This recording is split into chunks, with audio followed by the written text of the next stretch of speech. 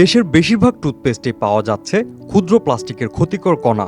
এমনকি শিশুদের জন্য তৈরি কিছু টুথপেস্টেও শনাক্ত হয়েছে মাইক্রোপ্লাস্টিক। কেমিক্যালের এই যুগে আমরা যখন আধুনিকতার নামে প্লাস্টিকের ফাঁদে বন্দী, ঠিক 1400 বছর আগে প্রিয় রাসূল সাল্লাল্লাহু আলাইহি ওয়াসাল্লাম আমাদের মেসওয়াকের মতো প্রকৃতির এক বিস্ময়কর সুন্নাহ আঁকড়ে ধরার নির্দেশ দিয়ে গেছেন।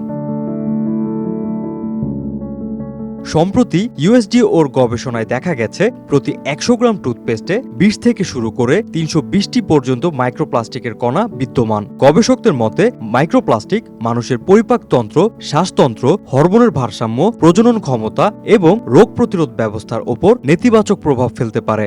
অথচ 1400 বছর আগেই মেসওয়াকের গুরুত্ব তুলে ধরে মহানবী সাল্লাল্লাহু আলাইহি ওয়াসাল্লাম বলেছেন, মেসওয়াক মুখকে পবিত্র ও পরিচ্ছন্ন করে এবং আল্লাহকে সন্তুষ্ট করে। রাসূলুল্লাহ সাল্লাল্লাহু আলাইহি ওয়াসাল্লাম নিয়মিত মেসওয়াক ব্যবহার করতেন। এদিকে 1987 সালে দাঁত পরিষ্কারে মেসওয়াককে নিরাপদ বলে স্বীকৃতি দিয়েছে বিশ্ব স্বাস্থ্য সংস্থা। WHO তথ্য মতে মেসওয়াকে আছে প্রাকৃতিকভাবে পাওয়া ফ্লোরাইড, ক্যালসিয়াম ও অ্যান্টিব্যাকটেরিয়াল উপাদান, যা কোনো কেমিক্যাল বা প্লাস্টিক ছাড়াই টুথপেস্টের মতোই দারুণ কাজ করে এবং দাঁত ও মাড়ির স্বাস্থ্য ভালো রাখতেও সহায়তা করে।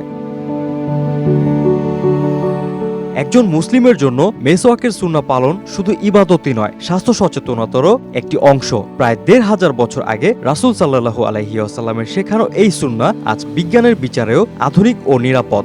মেসওয়াক নিয়ে আপনার মতামত কমেন্টে জানান। Desk report, hello Bangladesh.